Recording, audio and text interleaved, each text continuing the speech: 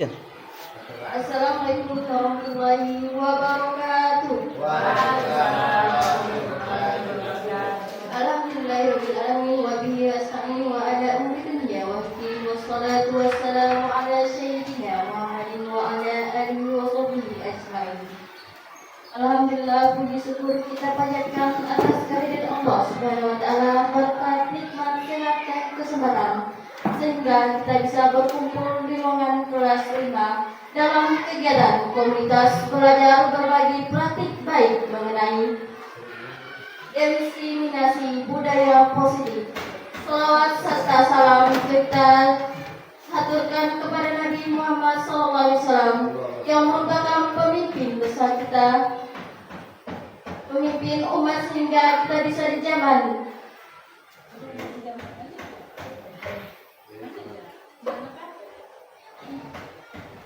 Baik Bapak Ibu yang berbahagia, langsung saja akan saya bacakan susunan acara hari ini, yaitu pertama pembukaan, yang kedua kata sambutan, yang ketiga pembacaan doa, yang keempat yaitu acara inti, yaitu penyampaian materi yang akan disampaikan oleh Bu Lasri SPD selaku guru CGB angkatan 2. Angkatan 11.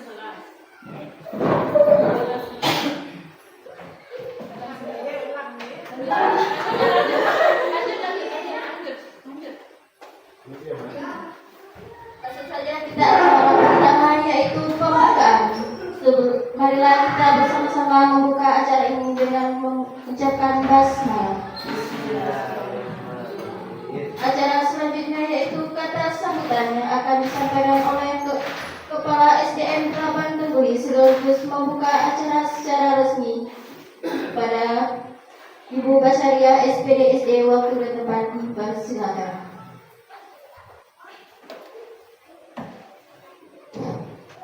Bismillahirrahmanirrahim. Assalamualaikum warahmatullahi wabarakatuh.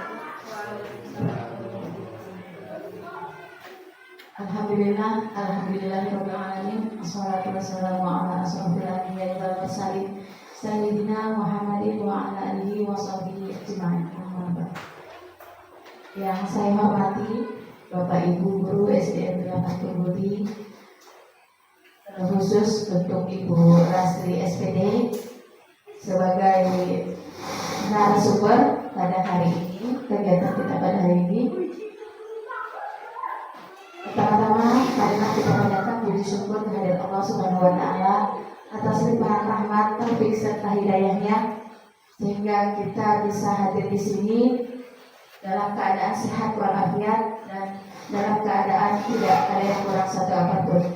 Salawat serta salam selalu kita haturkan kepada Nabi junjungan kita, Nabi Muhammad SAW.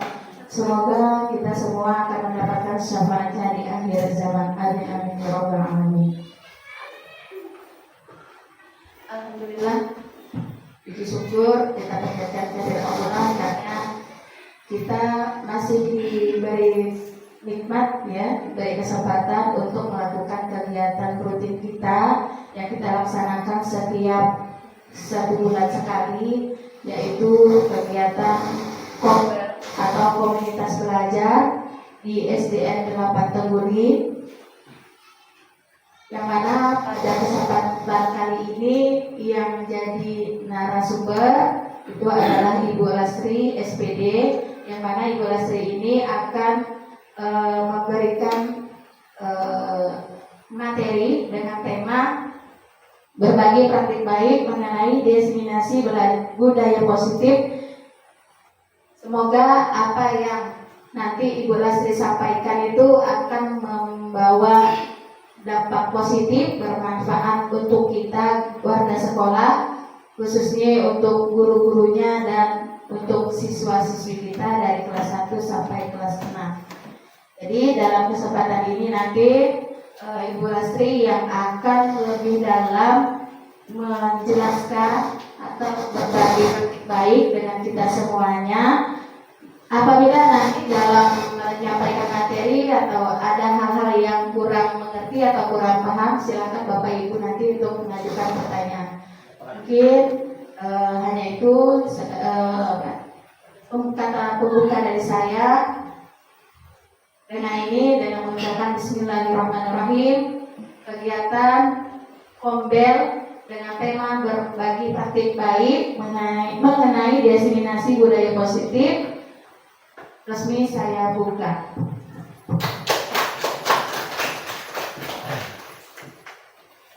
Sampai di sini saya akhiri dengan billahi taufiq wal hidayah. Assalamualaikum warahmatullahi wabarakatuh. Acara selanjutnya yaitu pembacaan doa oleh Bapak Ramli SPI. Waktu dan tempat kami silakan.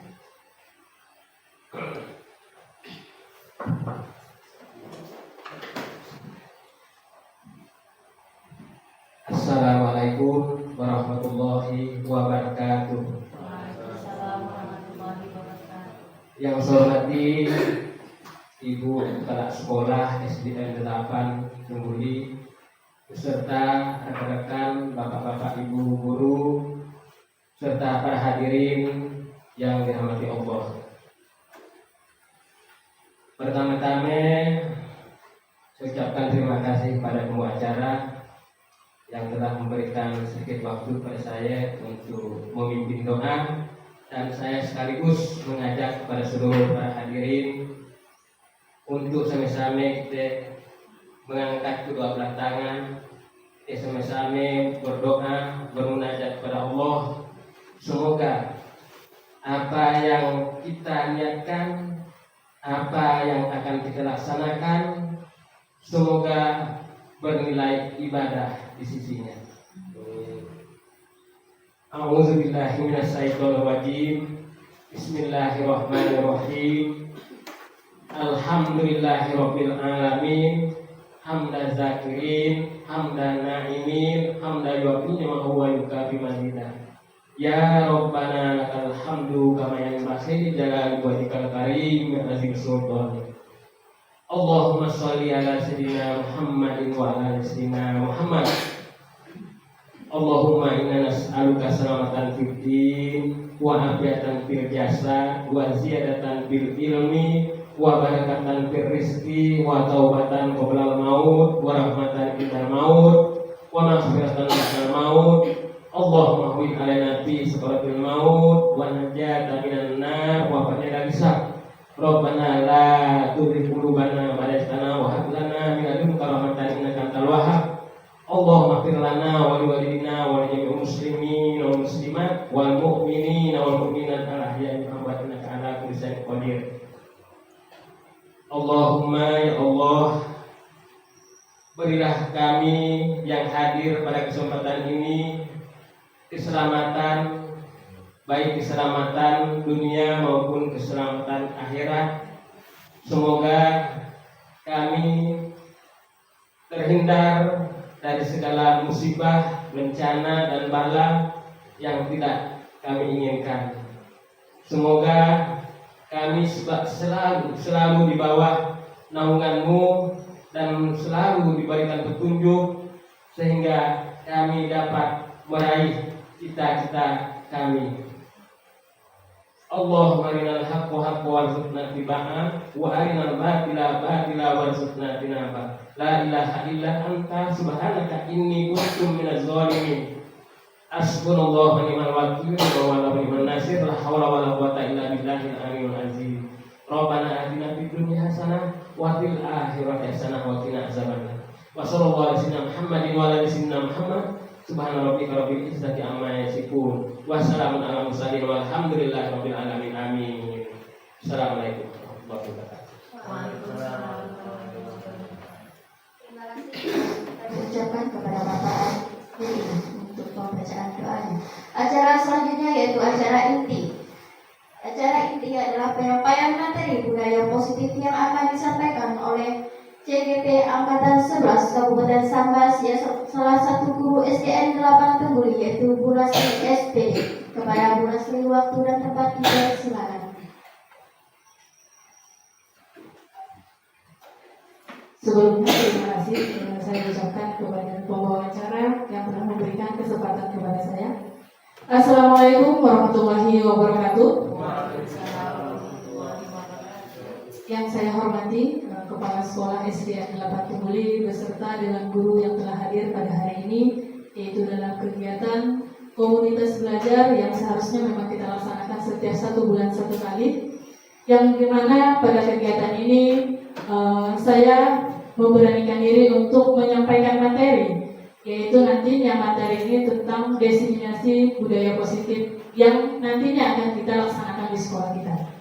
Puji syukur kita panjatkan atas kehadiran Allah Subhanahu wa taala, sehingga dengan adanya kegiatan ini mudah-mudahan nantinya dapat meningkatkan mutu sekolah kita, ya. Salah satunya dari program CGP ini pun niatnya khususnya yaitu untuk sekolah.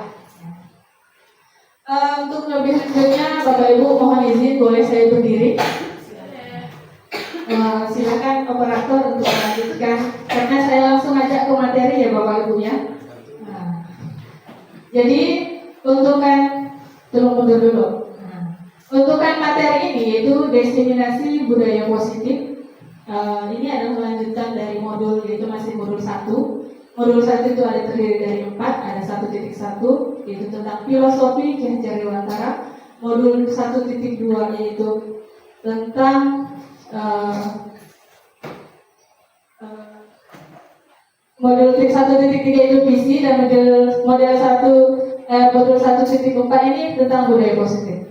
Sebelum saya membahas materi lebih lanjut tentang budaya positif, Bapak Ibu ada yang sudah pernah dengar apa sih budaya positif tersebut? Ada yang sudah pernah dengar Bapak Ibu?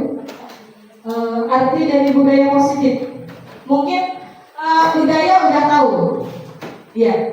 Budaya artinya mungkin kebiasaan. Ya. Kalau positif Yang baik-baik. hal yang baik-baik, ya. Nantinya budaya positif ini akan kita terapkan.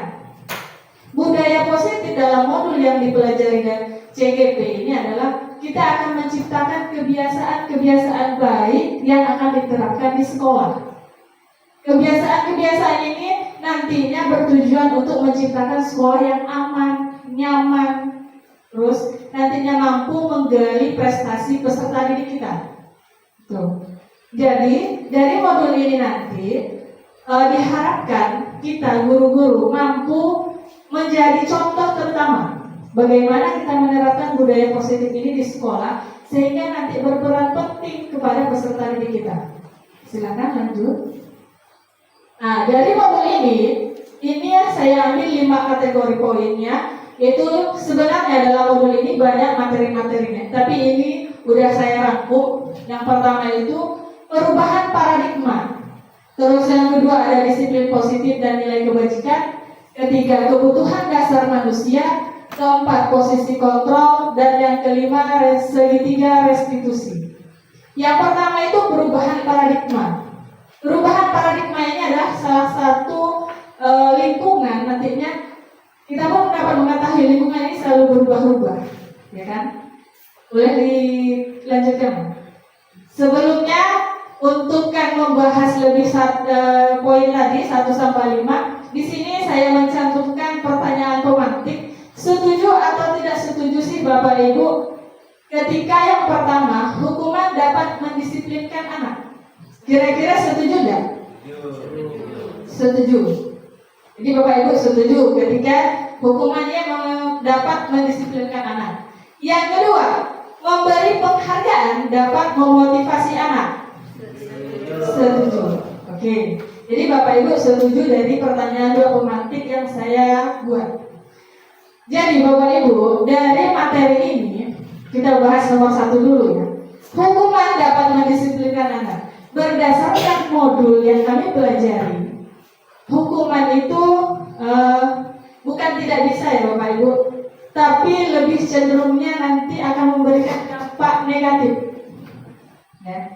Karena nanti akan kita bahas itu di sini hukuman nanti diganti menjadi kayak seolah-olah nanti kita jadi posisi kontrolnya menawarkan, bukan memberi hukuman, menawarkan. Istilahnya ketika anak melakukan kesalahan, kita tidak langsung memberi hukuman, oh kamu harus lari keliling lapangan. Kalau harinya tidak pikat, kamu harus istilahnya mengepel lantai dari kelas 1 sampai kelas sekian. Jadi itu kan salah satu ujian itu salah satunya bukan mendisiplinkan anak, tapi nantinya memberikan dampak negatif kepada anak, bahwa anak ini nanti ada rasa trauma. Jadi berdasarkan modul budaya positif ini, nanti anak yang melakukan kesalahan harus kita ajak namanya itu kayak ada tawar menawar gitu. Kita beri masukan, kita beri bahasanya maunya dia seperti apa. Ketika anaknya melakukan kesalahan, pasti anak tersebut kan pasti punya alasan.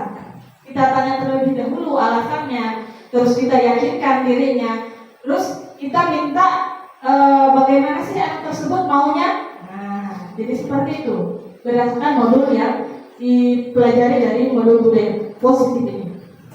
Terus yang kedua, memberi penghargaan dapat memotivasi anak.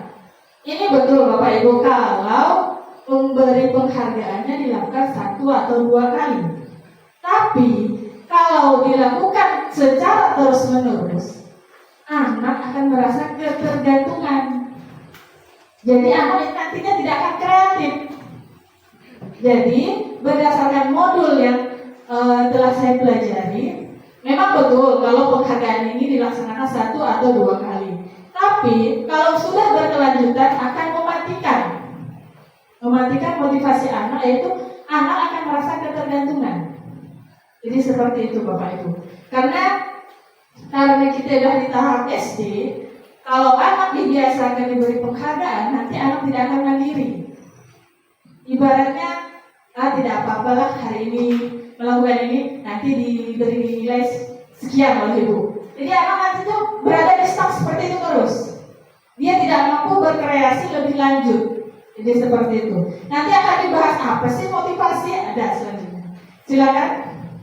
Nah, ini perubahan paradigma, yaitu dalam membangun budaya positif, sekolah dapat menyediakan lingkungan yang positif, aman dan nyaman, agar siswa mampu berpikir, bertindak, dan mencipta dengan merdeka, mandiri, dan bertanggung jawab.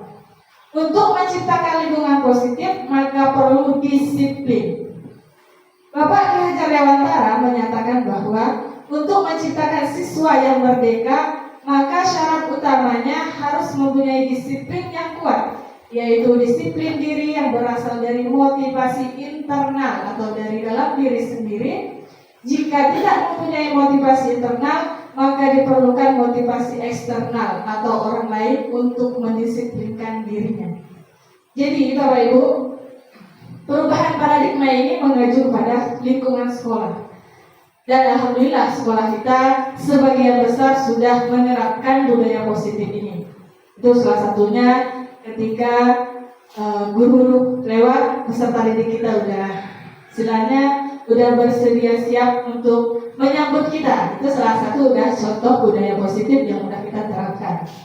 Terus di sini perlunya ada positif, aman dan nyaman. Bagaimana kita nantinya akan menciptakan lingkungan sekolah kita yang positif, aman dan nyaman. Tuh. Jadi salah satunya itu tadi bahwa kita tidak harus menghukum anak apabila anak tersebut melakukan kesalahan. Kesalahannya Bapak Ibu tidak, maksudnya yang tidak harus melakukan tawar-menawar, itu ada kesalahan-kesalahan tertentu. Ya, contoh yang tidak melaksanakan piket, tapi kalau udah kesalahannya fatal, itu perlu kita adanya kolaborasi nanti antar komite dan orang tua murid.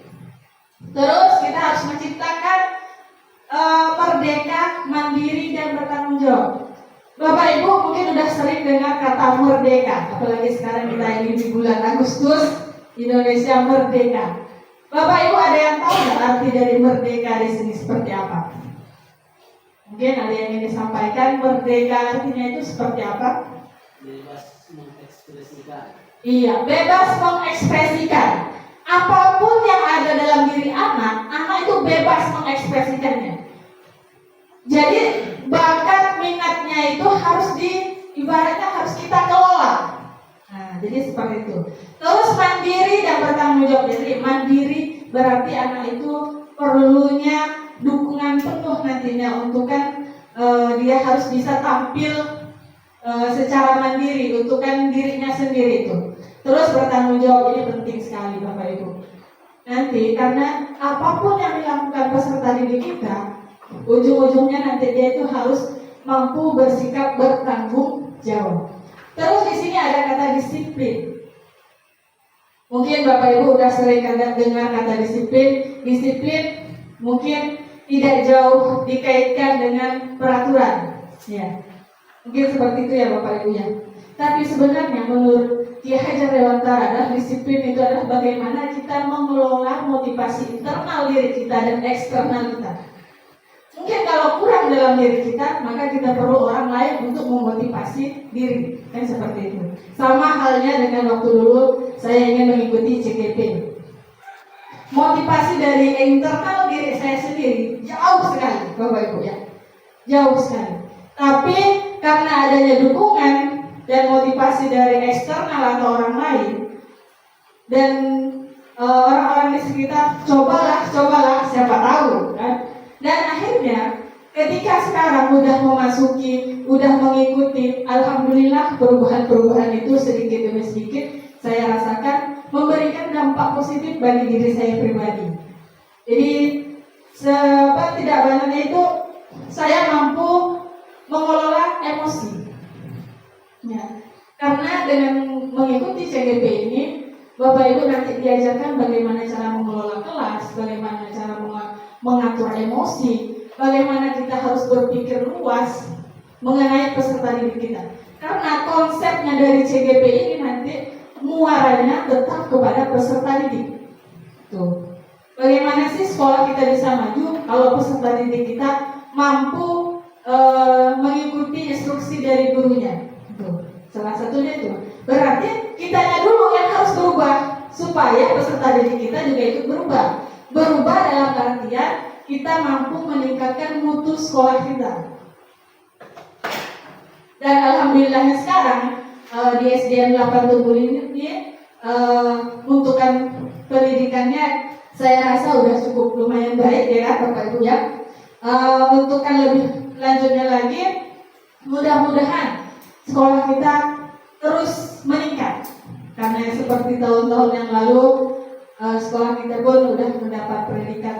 Istilahnya kalau yang waktu dulu ujian dulu yang ada nilai ujian, sekolah kita pernah mendapat peringkat pertama di tingkat provinsi, gitu kan? Dan mudah-mudahan dengan sekarang meskipun tidak ada penilaian seperti itu, diharapkan penilaian sikap yang paling utama karena sesuai dengan merujuk visi kita, ya kan? Merujuk visi kita yaitu kita mengharapkan sekolah yang berakhlak mulia. Mudah-mudahan apa yang kita inginkan, apa yang kita impikan bisa kita capai. Gitu. Silakan lanjut. Untuk yang kedua yaitu disiplin positif. Kebanyakan orang akan menghubungkan kata disiplin dengan tata tertib, teratur, dan kepatuhan pada peraturan. Kata disiplin juga sering dihubungkan dengan hukuman, padahal itu sungguh berbeda. Karena belajar tentang disiplin positif tidak harus dengan memberi hukuman. Justru itu adalah salah satu alternatif terakhir kalau perlu tidak digunakan sama sekali. Dalam budaya kita, maka kata disiplin dimaknai menjadi sesuatu yang dilakukan seseorang pada orang lain untuk mendapatkan kepatuhan. Kita cenderung menghubungkan kata disiplin dengan ketidaknyamanan. Ya. Bapak Ibu, mengenai disiplin tadi banyak yang mungkin peserta didik kita ini merasa mengeluh karena selama ini kita membuat peraturan tanpa melibatkan peserta didik kita. Ya, jadi nanti diharap dalam membuat kesepakatan kelas, dalam membuat kata disiplin ini diharapkan mampu melibatkan peserta didik kita. Karena apa? Karena peserta didik kita ini berperan penting nantinya. Tidak hanya berdasarkan ide-ide kita aja. Tuh. Ya, jadi anak peserta didik kita ini harus dilibatkan. Oh mungkin anak maunya seperti ini di kelas, atau maunya di sekolah seperti ini, jadi seperti itu ya. Jadi disesuaikan dengan keinginan anak. Silakan dilanjutkan. Nah, nilai-nilai kebajikan. Nilai-nilai kebajikan di sini ada 4, yaitu ada profil belajar Pancasila, ada sikap siswa, 9 pilar karakter, dan moral. Lanjutkan. Ada yang dalam nilai-nilai kebajikan ini, dalam profil belajar Pancasila ini ada beriman dan bertakwa, terus ada berakhlak mulia, berkebinekaan global, gotong royong, mandiri, kreatif, dan bernalar kritis. Ini mungkin Bapak Ibu sudah tahu bahwa ini sudah termasuk ke dalam P5 yang di kurikulum Merdeka. Terus di sini ada nilai-nilai kebajikan selanjutnya, yaitu ada toleransi, rasa hormat, integritas, mandiri, menghargai, antusias, empati, keingintahuan, kreativitas, kerjasama, percaya diri, dan komitmen. Ini penting sekali Bapak Ibu. Yang pertama, toleransi. Kita harus mampu mentoleransi peserta didik kita, karena tidak semua manusia memiliki kesempurnaan, ya kan? Ketika peserta didik kita nantinya kalau ada yang terlambat, kita jangan langsung menghukum. Paling tidak kita harus bertanya, mengapa, ada apa, ya. Jadi seperti itu. Terus ada rasa hormat. Ini sebagian besar sudah ditunjukkan oleh peserta didik kita. Integritas, alhamdulillah kita semua Dewan Guru memiliki integritas yang sangat tinggi terhadap SDN 8 Tungguli. Mandiri, menghargai, antusias, dan empati. Ini kalau saya kaitkan ini sangat berkesinambungan, dan hal ini sudah kita laksanakan, yaitu salah satunya dengan ada kegiatan infak, dan hasil dari kegiatan infak ini biasanya kita salurkan melalui kegiatan-kegiatan membeli sembako untukkan masyarakat yang kurang mampu. Ini sudah termasuk ke salah satunya. Terus adanya keingintahuan, kreativitas, kerjasama. Untuk membangun kerjasama kita perlu kreativitas, perlu kreatif, dan untuk kreatif kita harus perlu tahu. Kan jadi seperti itu. Jadi ketika ini saling berkesinambungan, serta yang tidak kalah penting adalah percaya diri. Karena untuk membangun percaya diri, saya rasa itu sedikit sulit ya Bapak Ibu ya. Karena tidak semuanya. Begitu juga dengan peserta didik kita. Kita pun mungkin seperti itu Bapak Ibu ya. Masalah percaya diri ini, mengapa sih percaya diri perlu kita istilahnya kita kembangkan? Itu tadi, untuk menampilkan sesuatu yang kita miliki. Karena Bapak Ibu ini punya talenta yang luar biasa. Setiap orang punya potensinya masing-masing. Jadi untuk menampilkan potensi dalam diri ini perlu adanya rasa percaya diri. Terus selanjutnya adanya keterampilan hidup, yaitu dapat dipercaya, lurus hati, pendengar yang aktif, tidak merendahkan orang lain, dan memberikan yang terbaik dari diri.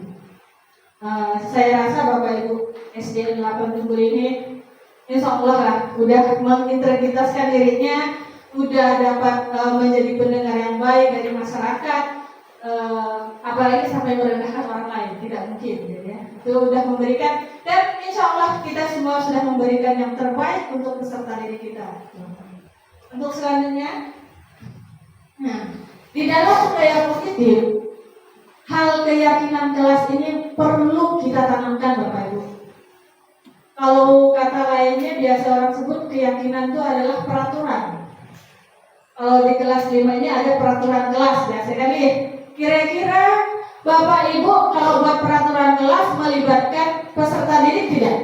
Melibatkan. Iya, melibatkan salah satunya. Istilahnya kalau di sini keyakinan itu nilai-nilai kebajikan universal yang harus disepakati secara tersirat dan tersurat, lepas dari latar belakang suku, negara, bahasa maupun agama. Karena dalam pembentukan keyakinan sekolah atau kelas ini perlu keyakinan yang bersifat lebih abstrak.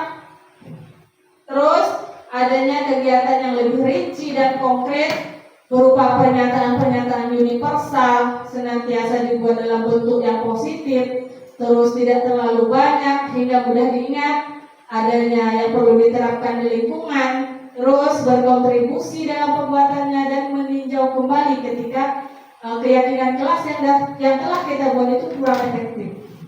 Ada salah satu contohnya di sini, silakan. Nah, ini salah satu saya buat contoh keyakinan kelas. Contoh yang pertama yaitu selalu bersikap positif. Selalu bersikap positif. Karena selama ini kita membuat peraturan kelas itu tidak boleh mencontek, gitu kan? Kata tidak itu adalah kata negatif, Bapak Ibu. Jadi harusnya diganti dengan kata-kata yang lebih positif. Ayo berbuat lebih jujur. Nah, jadi seperti itu. Istilahnya kata-kata yang dilarang, misalnya dilarang membuang sampah. Kata dilarang ini juga adalah kata-kata negatif. Ya. Tidak, jangan, dilarang itu adalah termasuk dalam kata-kata negatif.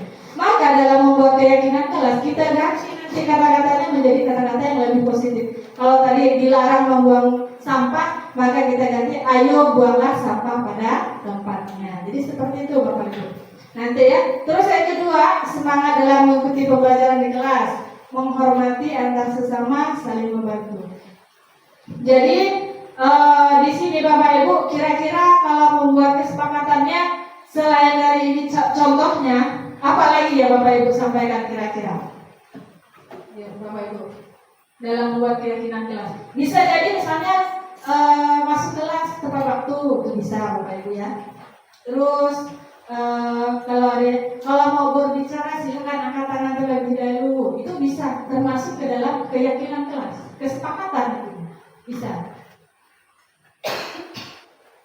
Apapun yang diutarakan nanti oleh anak, sebisa mungkin kita ambil terlebih dahulu, kita dengarkan, terus nanti kan pasti ada kata-kata maknanya yang sama, tidak kita kelola aja Bapak Ibu ya. Jadi pasti peserta didik itu nanti, Bu, ibaratnya tidak boleh makan di dalam kelas, misalnya ya. Karena kata tidak boleh itu adalah kata-kata negatif, maka kita ganti nanti dengan kata-kata yang lebih kata positifnya, misalnya makan di jam istirahat. Jadi seperti itu ya Bapak Ibu ya. Untuk selanjutnya silakan. Dalam melakukan kegiatan apapun, kita perlu memotivasi diri kita, yaitu motivasi perilaku manusia itu terdiri ada 3.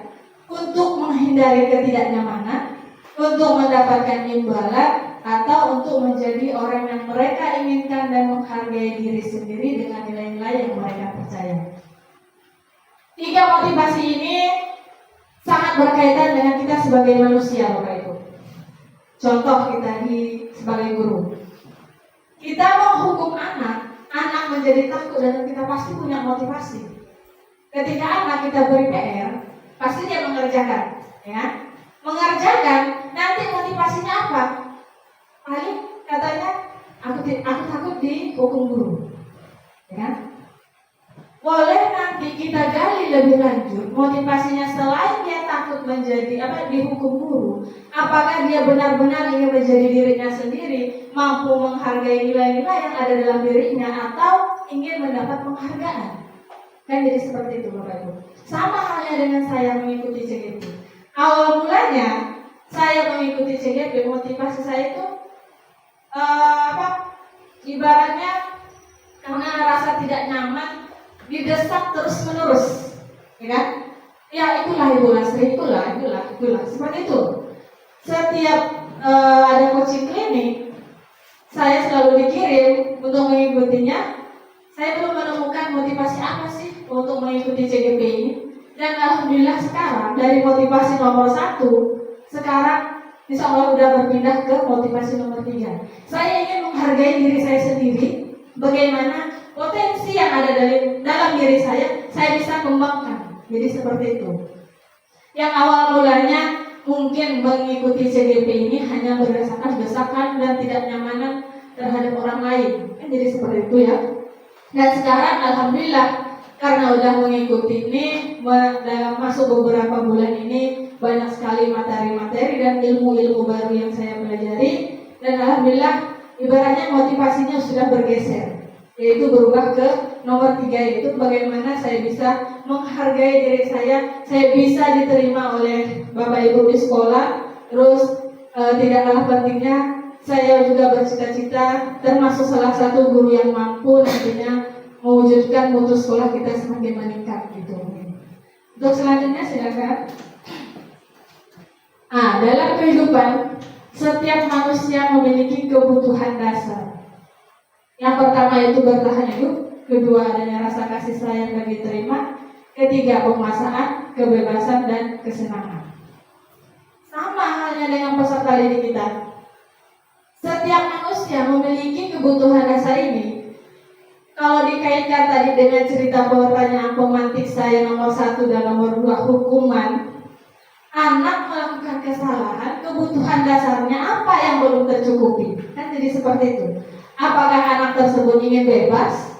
Apakah dia hanya ingin mencari rasa kesenangan? Atau ingin diperhatikan oleh gurunya? Atau dia merasa hebat? Yaitu penguasa. Jadi seperti itu. Makanya tadi saya sampaikan, menghukum tidak mendisiplinkan anak, tapi kita harus mencari terlebih dahulu kebutuhan dasar apa sih yang belum tercukupi. Sama halnya dengan ketika pembelajaran di kelas berlangsung. Apalagi dengan jumlah murid kita tidak sedikit. Kalau di sekolah kawan mungkin ada yang jumlahnya sedikit ya Bapak Ibu ya. Kalau di kita alhamdulillah satu kelas tuh tetap di atas 30-an. Secara tidak langsung kalau kita untuk mengkoordinir satu kelas seperti itu, kita harus memahami karakter anak satu persatu, mungkin agak kewalahan. Tapi nanti seiring berjalannya waktu, ketika kita nanti udah memahami kebutuhan dasar manusia, secara tidak langsung nanti kita akan paham tersendiri. Nanti murid kita ini seperti apa. Tuh. Karena untuk kebutuhan dasar ini boleh dikatakan tidak bisa dipaksa ya Bapak Ibu ya. Setiap orang memiliki kebutuhan dasar yang berbeda-beda. Tapi diharapkan dengan kebutuhan dasarnya ini nanti kita mampu mengelola peserta didik kita, yaitu adanya rasa. Setiap orang pasti punya ingin kesenangan, bermain, humor, antusias, tertawa. Ya. Mungkin di sini penyampaian saya pun kurang menyenangkan, mungkin jadi seperti itu ya. Nanti perlu Bapak Ibu disampaikan atau koreksi, misalnya Bu Lastri menyampaikan materinya nanti ini kurang bervariasi, kurang menyenangkan sehingga kami ini merasa bosan. Jadi seperti itu. Sama halnya dengan murid kita. Jadi makanya Bapak Ibu perlu kita ice breaking biasakan untuk memulai kegiatan pembelajaran supaya salah satu dari kebutuhan dasar manusia ini dari peserta didik kita mudah-mudahan tercukupi, yaitu paling tidak dia merasa senang terlebih dahulu. Ya, jadi perlunya ice breaking ini pertama yaitu tadi memacu, menyiapkan syarat-syaratnya, mengontrol dirinya supaya siap untuk di dalam kelas. Terus dengan adanya ice breaking biasa kan kita beri tepuk tangan segala macam, murid kita itu merasa diterima di dalam kelas. Jadi untukkan rasa kasih sayangnya, pendekatan kita nanti terhadap anak itu bisa lebih dekat lagi Bapak Ibu. Selanjutnya, ini salah satu posisi kontrol yang paling penting menurut saya kita sebagai peserta, sebagai guru. Kira-kira Bapak Ibu kalau di sini posisi kontrolnya kan ada 1 sampai 5, penghukum, pembuat rasa bersalah sebagai teman, pemantau dan manajer. Bapak Ibu di sini biasanya posisi kontrolnya yang mana? Kalau Bapak Junadis yang mana? Nomor 1.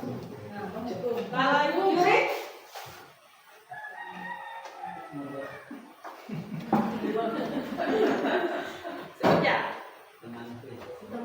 Sebagai teman. Kalau Ibu Ika? Sebagai teman. Pak Aldi? Boleh. Bu Agus? Sebagai teman. Pak Mustamir? Sebagai pemantau. Bu Kepala Sekolah? Sebagai teman. Guru agama?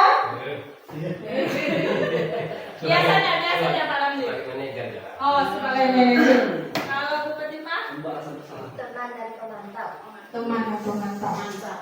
Jadi berdasarkan dari 10 argumen termasuk gurunya, ya, saya pun juga merasa sebagai penghukum, ya, Bapak Ibu ya. Tapi dengan mengetahui udah mempelajari modul ini, ternyata ketika kita sebagai posisi kontrol penghukum ini salah. Itu tadi kita terlalu sering ketika anak membuat salah, pasti langsung kita hukum, ya kan? Kamu tidak pikat hari ini bersihkan WC, jadi seperti itu ya. Tanpa adanya keterlibatan kita mencari masalah tersebut, mencari solusinya, tapi langsung kita gunakan posisi kontrol kita sebagai penghukum. Terus tadi ada sebagai teman, iya. Sebaiknya memang seperti itu Bapak Ibu. Dalam ketika anak kita atau peserta didik kita melakukan kesalahan, kita harus mampu menjadi teman yang baik. Karena kalau sudah menjadi teman, nantinya dia tidak akan malu dalam mengutarakan masalahnya, ya kan? Oh ibu, nah ini seperti ini, jadi seperti itu. Terus ada sebagai pemantau. Pemantau di sini tidak jauh beda dengan bahasanya ketika anak diberi tugas tapi diberi batas waktu. Ketika anak itu tidak melaksanakan tugasnya tepat waktu, ujung-ujungnya ke penghukum. Nah, betul. Terus sebagai manajer, iya inilah nantinya diharapkan di posisi 5 inilah kita harus bisa mengontrol diri kita. Karena manajer ini, Bapak Ibu mungkin sudah tahu kan, manajer memanage semuanya, mengatur, mengolah, mengelola, ya. Bagaimana nanti kalau peserta didik kita bersalah, peserta didik kita melakukan kesalahan, jadi nanti bagaimana kita mengelola rasa salahnya itu? Bagaimana kita menyelesaikannya, mencari solusinya di manajer inilah, ya. Karena mungkin ada juga yang sebagai posisi kontrol membuat rasa bersalah, ya. Membuat rasa bersalah ini biasanya kata-kata kita itu biasanya, ibu kecewa dengan kamu, kan biasa seperti itu. Bapak kecewa dengan kamu hari ini karena kamu sudah melakukan kesalahan. Kata-kata seperti itu kalau kita ungkapkan kepada peserta didik, nanti bisa menjadi memori yang sangat panjang Bapak Ibu. Diingatnya, nanti melekat. Jadi kalau kita terapkan posisi kontrol nomor 1, nomor 2 ini, nantinya bisa berakibat fatal kepada peserta didik kita. Meskipun Bapak Ibu ya, tidak harus bahasanya ada kesalahan-kesalahan peserta didik kita yang harus bahasanya kita beri sanksi. Tapi sanksinya itu dengan cara itu tadi, kita harus bisa memanajer. Bagaimana sih kita mencari solusi dari masalah tersebut? Tidak harus langsung menjudge anak, tidak langsung menghukum anak, tidak langsung menyatakan anak itu sebagai tersangka, ibaratnya itu sebagai tersangka bahwa dia telah melakukan kesalahan. Silakan selanjutnya. Nah, hal ini berkaitan dengan restitusi. Apa sih itu restitusi? Restitusi itu adalah sebuah proses untuk menciptakan kondisi bagi murid untuk memperbaiki kesalahan mereka, sehingga mereka bisa kembali pada kelompok mereka dengan karakter yang lebih kuat. Ini menurut pendapat Gosen, yaitu yang ditulis di bukunya pada tahun 2004. Terus, restitusi juga merupakan proses kolaboratif yang mengajarkan murid untuk mencari solusi untuk masalah mereka dan mampu membantu murid berpikir tentang orang seperti apa yang mereka inginkan dan bagaimana mereka harus memperlakukan orang lain. Ini menurut Selsom Gosen, yaitu berdasarkan bukunya tahun 1996. Nah, ini berkaitan tadi Bapak Ibu dengan posisi kontrol. Ketika anak melakukan kesalahan, restitusi inilah salah satu ibaratnya jalan terakhir, ya. Karena di restitusi ini nanti ibaratnya kita itu membuat kesepakatan.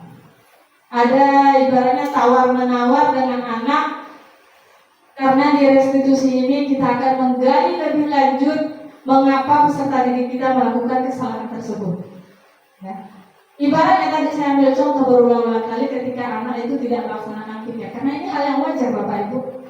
ya.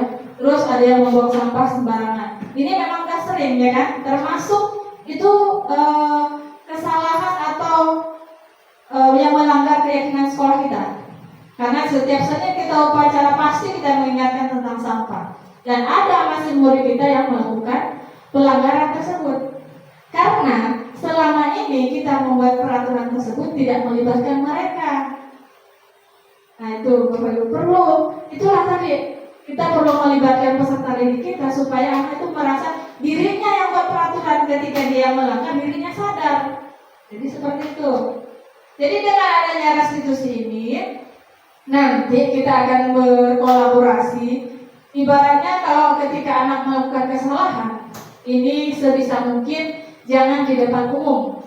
Kita langsung memanggil, memarahi, menghukumnya. Sebisa mungkin tadi kita di posisi kontrol nomor 5, manajer. Kita panggil, salah satunya bisa ke ruangan kepala sekolah atau ke kantor. Kita tanya, mengapa? Dan kenapa? Hari ini misalnya, kenapa hari ini tidak piket? Karena Bapak Ibu, setiap anak pasti punya basic keluarga yang berbeda-beda, sama halnya dengan kita. Kita seperti itu juga. Kita setiap hari pasti ingin selalu mengusahakan tepat waktu. Sama halnya dengan peserta didik kita. Tidak ada manusia yang ingin, istilahnya kalau di dunia kerja atau di sekolah itu ingin terlambat, tidak ada rasanya. Pasti ingin tepat waktu, ya kan? Cuman kadang ada hal-hal yang di luar dugaan kita, seperti manusia ini kan, ada hal-hal yang tidak kita inginkan. Sama hal yang peserta didik kita. Jadi seperti itu. Kita harus bertanya terlebih dahulu, mengapa hari ini terlambat ke sekolah sehingga melanggar keyakinan kelas yang sudah dibuat. Nanti akan ada istilahnya obrolan manis terhadap peserta didik kita. Di situ kita harus menggali. Disitulah peran kita sebagai manajer. Tidak langsung tadi posisi pertama sebagai penghukum. Anak tidak mengikuti kegiatan yang sudah kita cantumkan, langsung kita hukum. Tidak, tapi kita harus bertanya terlebih dahulu. Terus nanti di restitusi ini ada 3 bagian dalam melakukan hal itu. Silakan. Nah, ini namanya ini ada segitiga restitusi. Yang pertama kita harus menstabilkan identitas terlebih dahulu. Yang kedua, validasi tindakan yang salah. Ketiga, menanyakan keyakinan kelas. Bagaimana sih menstabilkan? Menstabilkan itu ibaratnya kita bertanya terlebih dahulu, mengapa hari ini terlambat datang ke sekolah? Ada apa? Jadi seperti itu. Kita yakinkan dulu, kita stabilkan ibaratnya. Dia baru datang, udah langsung kita tanya, "Hai nak, sini kamu. Kenapa hari ini tidak piket?" Dia belum sempat menjawab pertanyaan kan dengan nada suara kita yang udah tinggi, anak tuh udah merasa takut. Pasti dengan menghindari rasa ketidaknyamanannya tadi, anak akan memikirkan berbagai cara mengolah katanya. Ibaratnya ini nanti timbul rasa berbohongnya supaya tidak dihukum, ya kan? Karena anak sekarang jauh berbeda dengan pada zaman kita, Bapak Ibu ya. Anak sekarang itu sudah termasuk pandai dan mahir dalam mengelola kata-kata. Terus setelah kita stabilkan identitasnya, kita tanya mengapa dia terlambat, kita validasi tindakan yang salah. Kira-kira, ya, kamu hari ini datang terlambat, sudah menyalahi aturan atau kesepakatan kelas kita tidak? Misalnya kan seperti itu. Dia nanti akan menjawab dengan sendirinya. Mungkin iya Bu, kenapa? Mungkin saya akan alasan ini. Nanti itu kita lakukan kayak validasi. Oh, misalnya dia menjawab, saya semalam tidurnya agak lama Bu, jadi bangunnya agak kesiangan. Jadi kita beri motivasi. Jadi besok-besok Bapak jadi tidak usah lagi melakukan kegiatan yang lewat dari jam tidur, kan jadi seperti itu. Terus yang ketiga, menanyakan keyakinan kelas. Karena tadi pentingnya kita membuat kesepakatan kelas, Bapak Ibu. Karena itu tadi kata saya, kalau anak dilibatkan dalam membuat peraturan, ketika ia melakukan kesalahan, ia akan sadar dengan sendirinya. Ya. Keyakinan kelas mana sih yang sudah dilanggar? Terus bagaimana nanti kita akan menyelesaikannya nih? Nah, jadi seperti itu kita tanya. kita untuk menyelesaikan masalahnya kita serahkan ke peserta didik dulu. Gak usah kita yang langsung membuat. Misalnya ketika anak membuat kesalahan tadi, karena tidak melaksanakan piket, misalnya langsung, berarti hari ini kamu harus piket nanti ya. Nah, jadi tidak usah. Kita tanyakan langsung dulu kepada peserta didik. Karena tidak piket hari ini, kira-kira hari ini misalnya namanya si A, gitu kan? Hari ini kira-kira mau apa? Mungkin dia nanti, Bu, berarti saya harus piket di jam istirahat aja lah, misalnya. Atau mungkin saya harus ngepel lantai selasar sekolah aja lah. Jadi dia yang mengajukan. Kalau ia setuju, kalau menurut kita itu sesuai, kita sepakati. Karena dia ibaratnya udah menebus kesalahannya, gitu, Bapak Ibu, ya. Jadi untuk kegiatan restitusi ini perlu sekali ketika kita mendapati peserta didik kita melakukan kesalahan, karena ini berdampak dalam jangka panjang. Karena banyak sekali sudah kita temui peserta didik sekarang di usia SD, SMP, tanda kutip yaitu macam itu, kan? Itu secara tidak langsung, bukan juga menyalahkan kita sebagai pendidik, tapi mungkin selama ini metode kita yang salah, tuh, ya. Dan perlunya juga yang tidak kalah penting menurut saya itu adalah kolaborasi dengan orang tua murid. Karena jam sekolah anak itu jumlah kita jam kita dengan anak itu sangat sedikit. Mungkin kita bisa lah memantau anak di sekolah dari jam 7 sampai jam 11.45. Dari jam 11.45 sampai ke malam sampai ke besok paginya kan adalah orang tuanya, ya kan? Jadi perlu kita berkolaborasi yang baik terhadap orang tua. Bagaimana sih menyikapi atau menanggapi ketika peserta didik kita ini melakukan kesalahan? Jadi seperti itu. Lanjut. Ini salah satu ciri-ciri restitusi. Restitusi bukan menebus kesalahan, tapi belajar dari kesalahan, terus memperbaiki hubungan, ada tawaran bukan paksaan, terus menuntun untuk melihat ke dalam diri, mencari kebutuhan dasar mana sih yang belum tercukupi, terus fokus pada karakter bukan tindakan. Karena di kurikulum Merdeka, jujur Bapak Ibu, kita sebagai pendidik memang yang harus kita, istilahnya yang harus kita tonjolkan itu ada yang harus kita perbaiki adalah di karakter anak. Membangun karakter anak yang lebih baik itu tidak semudah membalikkan telapak tangan, ya, apalagi dengan kebutuhan dasar manusia yang berbeda-beda, dari lingkungan atau latar belakang peserta didik yang berbeda-beda dan beragam. Itu rasanya menurut saya sulit. Tapi untuk kedepannya mudah-mudahan sekolah kita, kata sulit itu sudah berubah menjadi lebih mudah, karena kita nanti akan berkolaborasi secara bersama-sama bagaimana menciptakan sekolah kita yang lebih berakhlak mulianya lagi. Yaitu tadi dengan menerapkan budaya-budaya positif, yaitu dengan ketika menghadapi masalah kita tidak langsung menghukum, tapi sebisa mungkin kita gunakanlah cara restitusi ini supaya kita tidak langsung menjudge orang salah. Ini menurut saya ketika modul ini saya pelajari, inilah inti sari yang saya pelajari. Karena setiap orang pasti punya pemikirannya masing-masing. Setiap orang punya idenya masing-masing dan cara pandang pikirnya itu masing-masing. Menurut kita itu salah, tapi belum tentu menurut orang. Menurut orang salah, belum tentu menurut kita salah. Jadi kan, ini bagaimana kita harus bisa berkolaborasi, mencari titik temu solusi yang terbaik untuk masalah yang kita hadapi. Makanya di sini ada cerita tawaran. Ibaratnya kita tuh nanti tawar-menawar dengan murid kita. Lanjut. Kita udah ke kesimpulan Bapak Ibu. Kesimpulannya, budaya positif merupakan hal yang sangat penting dalam menciptakan lingkungan yang aman, nyaman, dan hal positif lainnya.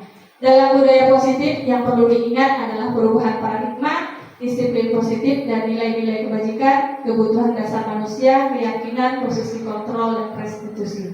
Dari semua materi yang telah saya paparkan, mungkin ada Bapak Ibu yang ingin bertanya, karena waktu kita pun masih ada sekitar 20 menit. Ya, jadi kita akan lakukan sesi tanya jawab. Ada yang bisa saya jawab, nanti saya jawab. Mungkin nanti kita akan sama-sama menjawab. Mungkin sekian yang dapat saya sampaikan. Kurang lebihnya saya mohon maaf. Saya akhiri dengan wabillahi taufiq wal hidayah. Wassalamualaikum warahmatullahi wabarakatuh.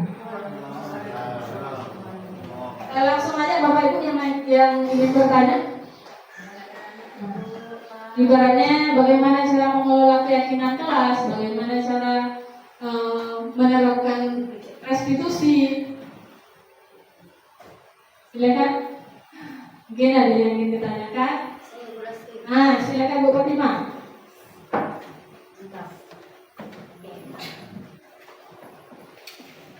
Assalamualaikum warahmatullahi wabarakatuh.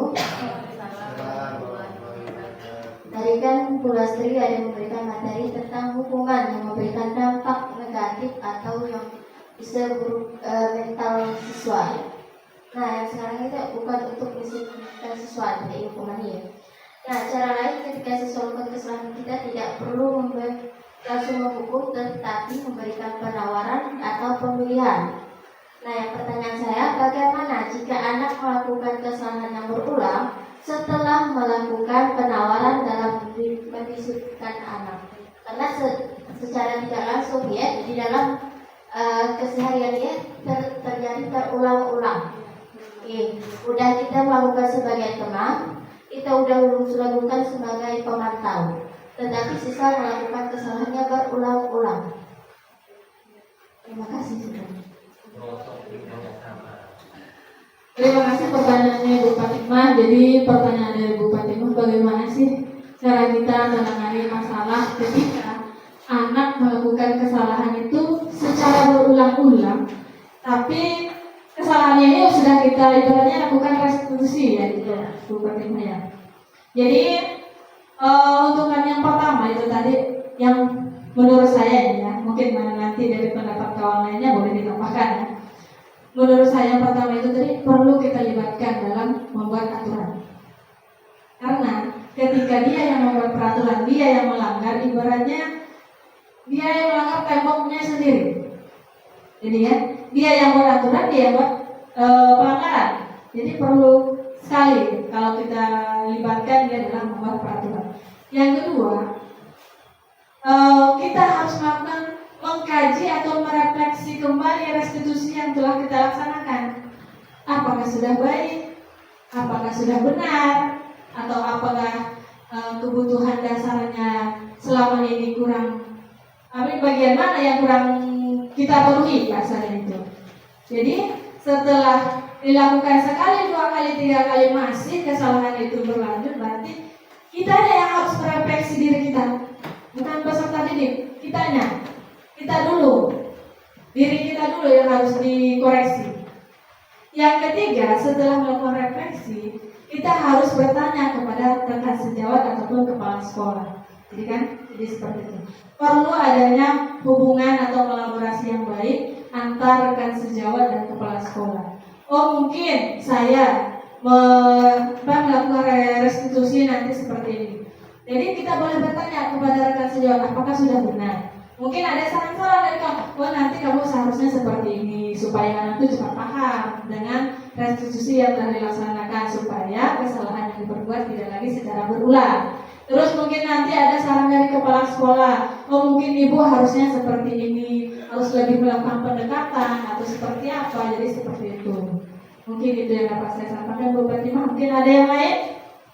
Jadi perlu melibatkan peserta didik tersebut dalam membuat peraturan. Kedua, kita harus merefleksi diri kita sendiri. Ketiga, kita perlu berkolaborasi dengan rekan sejawat dan kepala sekolah. Mungkin ada tambahan dari kepala sekolah? Cukup. Mungkin ada pertanyaan yang lain? Silakan.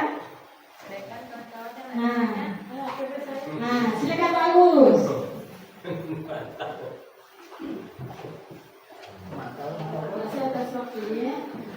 Mungkin di sekolah kita tuh kurang lebih 1 tahun sudah selalu diterapkan budaya positif ditambah agak budaya. Iya. Budaya ya, salah satu contoh yang kita terapkan pada siswa yaitu dengan cara bersalaman dengan menggunakan 12 tangan. Nah, sebelum-belumnya sebelah kanannya pun mungkin kurang betul. Sekarang kita sudah menerapkannya. Alhamdulillah dalam hal ini guru selalu menjadi pengontrol dan siswa itu mempunyai tanggung jawab yang diberikan oleh guru. Tetapi di lain hal budaya positif yang diterapkan di sekolah ini kurang mendapat dukungan dari pihak luar seperti di lingkungan rumah, orang tua dan sebagainya, sehingga budaya positif yang diterapkan di sekolahnya kurang mendapat dukungan. Anak itu pada saat bersalaman lupa. Jadi bagaimana solusinya? Langsung saja saya jawab ya Bapak Ibu ya.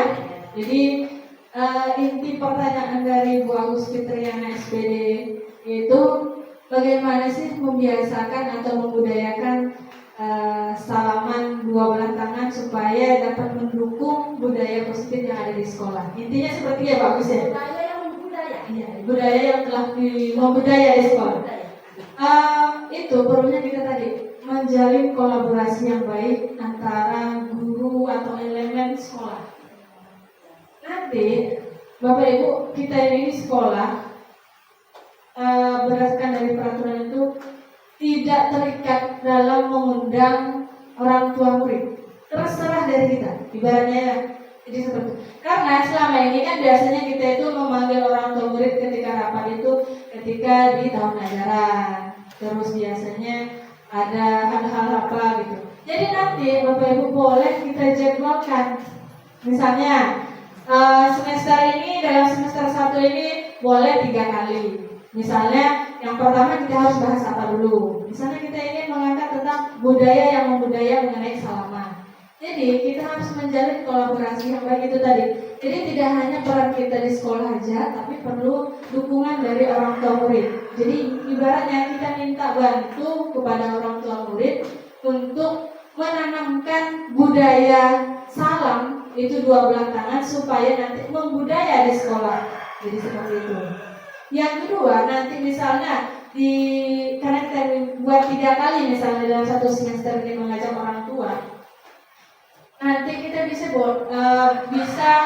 mengenai tentang kegiatan ekstrakurikuler. Jadi seperti itu. Terus nantinya terserah. Jadi untuk pemanggilan atau mengajak orang tua ke sekolah itu tergantung dari kita Bapak Ibu. Ya.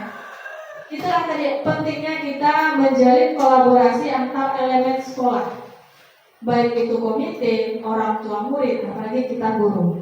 Itu tadi kata Bu Agus. Karena di rumah anak itu biasanya salaman itu sebelah tangan, jadi di sekolah dua belah tangan. Kadang-kadang dia lupa. Itu tadi perlu kita ajak kolaborasi orang tuanya. Boleh nanti sesekali kita undang peserta orang tua murid.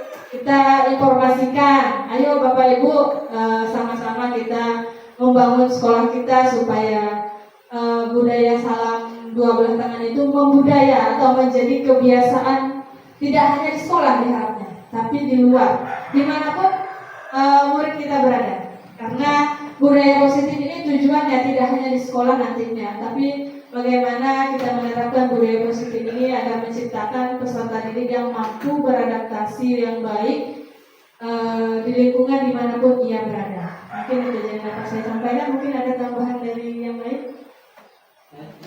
Ya, silakan. Baik, terima kasih atas sesuatu yang diberikan. Mungkin saya sedikit menambahkan atau nanti tiba-tiba ada pertanyaan mungkin. Pertama dari tentang di posisi kontrol, yang dimana kita sekarang kita terjun ke real atau lapangannya, ke dunia kenyataannya sekolah kita, bahwa posisi kontrol itu sangat pada penghukum pertama.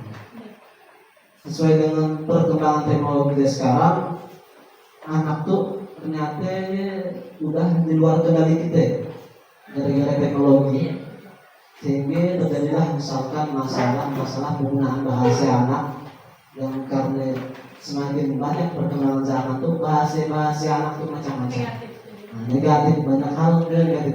Sehingga bagi mereka yang sering disebutkan atau disebutkan setiap hari jadi kebiasaan atau jadi bahasanya sehari-hari, istilahnya bahasa yang kurang mengenakan tadi, sehingga jadi bahasa sehari-hari. Dia merupakan di luar kendali kita yang sekarang masa pertama. Yang kedua itu terjadi ke masalah akhlak. Karena saking banyaknya tontonan sekarang, anak tuh terasa sangat dinyamankan oleh teknologi. Berbeda dengan anak-anak di zaman dahulu yang istilahnya masalah pendidikan tuh keras, tapi jadi istilahnya hasilnya jadi. Dan sekarang kita dilihat dari tadi yang kesimpulan khusus kotor, istilahnya anak murid tuh terlalu dinyamankan, terlalu diberi kesempatan, terlalu diberi kelonggaran selaku pemantau, selaku diberi waktu, selaku teman, sehingga dilihat dari karakter anak sekarang tuh makin nyaman, dinyamankan oleh hal-hal seperti ini. Sehingga saya kira memang ajaran yang sudah diajarkan dahulu yang jauh sebelum sekarang ini merupakan ajaran yang istilahnya masuk istilahnya dan dengan sekarang. Ini yang pertama, jelas dari kita. Kemudian tadi apa yang kita terapkan tadi ya, tadi nampaknya bagi mereka biasa aja, tidak ada rasa kesalahan, misalnya melakukan kesalahan dan takut, sehingga kemudian tadi kata Bu Fatimah ya berulang-ulang, sehingga tidak ada menimbulkan efek yang jerah bagi mereka. Mungkin ada yang solusinya efek jerahnya bukan kita mengarah ke psikologis anak atau ke fisik anak, mungkin ada hal-hal yang lain yang bisa membuat anaknya jerah. Mungkin iya aja dari saya, karena kita lihat di lapangan jauh berbeda dan terlalu dinyamankan oleh kondisi-kondisi yang tadi disebutkan. Karena anak sekarang tuh terlalu nyaman, terlalu santai, si anak istilahnya yang ditakutkannya dari peserta guru sekarang malahan mengembangkan. Jadi masuk pertanyaan, mungkin dari efek jerah ya, yang bisa istilahnya efek jerah yang bisa membuat anak tuh istilahnya patuh, disiplin tadi, tapi tidak menyampaikan psikologis anak dan fisik anak. Mungkin dia yang dapat saya sampaikan. Cukup sekian, terima kasih. Luar biasa pertanyaan dari Pak Anies. Luar biasa, saya beri tepuk tangan dulu lah. Sebenarnya Pak Aldi, pertanyaan itu sudah pernah saya ajukan ketika saya sekarang melakukan pendidikan di CGD. Pertanyaan saya malah lebih tinggi ya. Apa sih tujuan dari Menteri Pendidikan membuat peraturan bahwa peserta didik sekarang harus naik tingkat, padahal peserta didik tersebut belum mampu untuk naik? Bahasanya ya. Terus pertanyaan saya yang kedua waktu itu, bagaimana kalau peserta didik tersebut melakukan kesalahan di luar nalar kita sebagai guru, di luar kontrol kita sebagai guru, tapi kesalahannya dilakukan di sekolah? Nantinya dampaknya ke lingkungan luar. Itu pertanyaan saya. Terus pertanyaan saya yang ketiga waktu itu tuh, apa sih tujuan dari pemerintah membuat peraturan mengenai itu tadi, istilahnya anak ini dinyamankan, kan bahasanya dengan aturan-aturan bahwa anak ini seolah-olah tidak boleh tanda kutip dihukum kan? Nah, tuh. Jujur ya Bapak Ibu ya, PP saya, instruktur saya garuk kepala. Karena gimana ya Bu Lastri, ini udah aturan dari pemerintah, betul saya jawab, ini aturan Bapak Ibu. Tapi kami di lapangan merasa sangat kesulitan untuk menerapkan yang dari A sampai Z Bapak Ibu sampaikan. Menurut saya itu luar biasa bagusnya, tapi luar biasa sulitnya untuk diterapkan di sekolah, apalagi dengan perkembangan teknologi yang sekarang luar biasa mendunia. Karena ini tadi katanya makanya Bu, orang tua muridnya ini perlu diberi pendidikan gitu. Iya sih Pak, Ibu, kata saya seperti itu. Menurut saya nih ya, jadi makanya kita ini harus sering-sering menjalin kolaborasi yang baik terhadap orang tua murid untuk menginformasikan tentang penggunaan teknologi. Karena jujur Bapak Ibu, orang tua murid kita banyak sekali yang masih belum memahami tentang teknologi. Anak hanya diberi teknologi, diberi gadget, diberi HP, tapi orang tua tidak melakukan kontrol, ya kan? Itu. Ini menjadi masalah kita semua Bapak Ibu. Ya. Terus selain itu, anak dengan diberinya gadget tadi, diberinya HP tadi, orang tua tidak melakukan kontrol, ujung-ujungnya nanti permasalahannya di sekolah. Pertama, motivasi belajar anak kurang. Dari terus kata Pak Aldi, kata-kata yang digunakan di dunia gadget teknologi itu menjadi kata-kata sehari-hari, ya kan? Yang ketiga, perilakunya yang menurut kita itu di luar kontrol kita sebagai guru. Hal-hal itu sudah saya tanyakan Bapak Ibu, karena saya merasa sekarang ini boleh dikatakan Indonesia ini sekarang lagi krisis moral. Jadi seperti itu. Karena waktu yang saya presentasi pun saya utarakan seperti itu Bapak Ibu. Indonesia terlalu ramai orang pintar, tapi Indonesia terlalu sedikit orang yang bermoral. Karena kata pintar aja untuk menciptakan generasi yang lebih baik itu tidak cukup. Tapi itu tadi perlunya generasi yang berakhlak mulia. Jadi saya rasa Pak Aldi perlu kita menjalin kolaborasi yang baik dengan orang tua.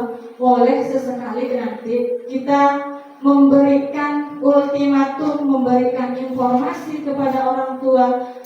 Istilahnya penggunaan gadget ini kita paparkan dampak negatif dan positifnya. Jadi boleh nanti sesekali ya.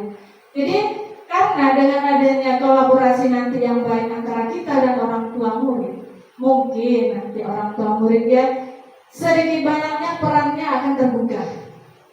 Istilahnya kita membangunkan orang yang tidur. Karena selama ini orang tua murid itu tidak tahu. Mungkin ataupun ada yang sudah tahu tapi tidak mau tahu. Nah ini yang sulit.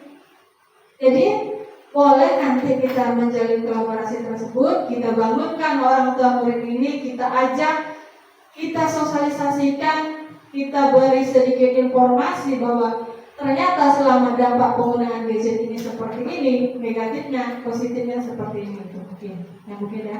Terus untuk selanjutnya, tadi kata Pak Ali, seolah-olah selama ini kata penghukum itu istilahnya tidak boleh kalau dari berdasarkan budaya positif tadi ya tidak boleh. Tapi anak ini pasti akan melakukan kesalahan secara berulang karena dia tidak merasa ada rasa bersalah. Ibaratnya itu anak melakukan kesalahan biasa saja. Paling dipanggil guru nanti diajak diskusi, ya kan seperti itu. Ujung-ujungnya nanti kesalahannya berulang. Efek jerah apa sih yang harus kita terapkan? Betul kata Pak Ali tadi, pendidikan di zaman dulu jauh lebih berhasil dibanding sekarang. Kalau dibandingkan dari segi akhlak, kalau dibandingkan teknologi mungkin dulu ketinggalan. Tapi kalau dibandingkan akhlak jauh. Karena kita pun merasanya Bapak Ibu ya, pendidikan zaman dulu kalau istilahnya tidak mengerjakan tugas pasti langsung dipukul, pasti langsung dilempar pakai penghapus kan. Kita merasa jerah jadinya. Sekarang anak melakukan kesalahan, diajak diskusi, ya kan? Ibaratnya kan seperti itu. Jadi kalau menentukan efek jerahnya ini yang tidak mengganggu secara mental anak, ibaratnya secara psikisnya, mentalnya, ini nanti saya rasa untuk solusinya perlu juga nanti kita berdiskusi.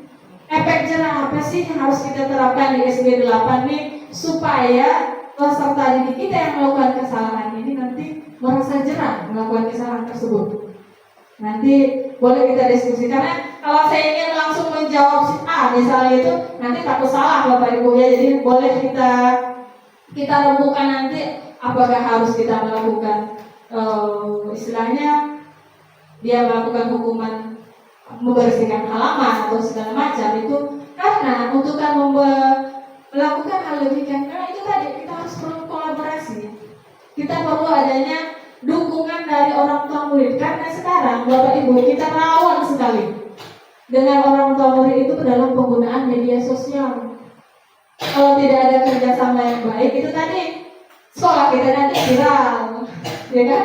Viral dalam artian di sekolah ini ketika murid melakukan kesalahan langsung begini. Nah, jadi itu tadi makanya saya menekankan perlunya kolaborasi yang baik antar orang tua murid dan guru. Mungkin itu dari apa yang saya sampaikan Pak Aldi. Mungkin ada masih tambahan karena waktu kita masih ada juga waktu.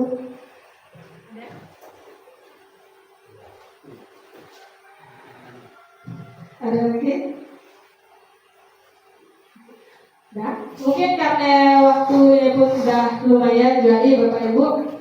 Jadi berdasarkan kesimpulan yang sudah saya sampaikan tadi, alhamdulillah, mudah-mudahan ayo kita budayakan budaya positif di sekolah kita.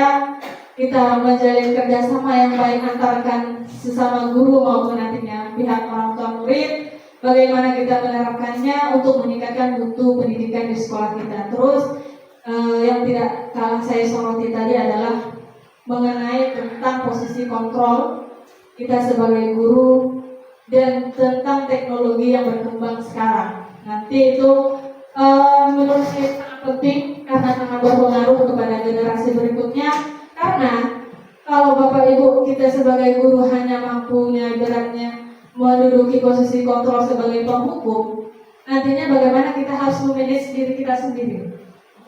Karena perlunya kita harus memanage kita, merefleksikan diri kita, mengkoreksi diri kita sendiri supaya kita itu mampu tergerak untuk melakukan perbuatan, bergerak melakukan hal perubahan dan menggerakkan orang lain supaya hal-hal tersebut menjadi hal-hal yang berbudaya positif nantinya. Mungkin sekian yang dapat saya sampaikan. Saya akhiri dengan wabillahi taufiq wal hidayah. Wassalamualaikum warahmatullahi wabarakatuh.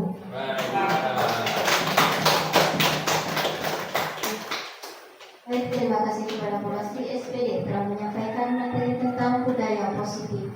Semoga budaya positif bisa kita terapkan di SDN 8 Tunggul. Di acara terakhir yaitu penutup, maka sebelum menutup acara ini maka bersama-sama akan mengucapkan hamdan. Alhamdulillah. Saya Ali wabillahi taufiq hidayah.